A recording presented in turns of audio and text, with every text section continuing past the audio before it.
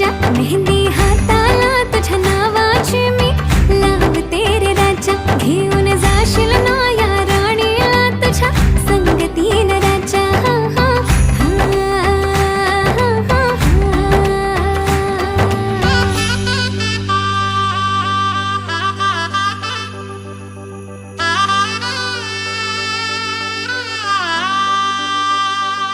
सजली ही नवरी बाई नवरोबासाठी ग, गाली हळदी चाले पा दिसते किती गोड ग.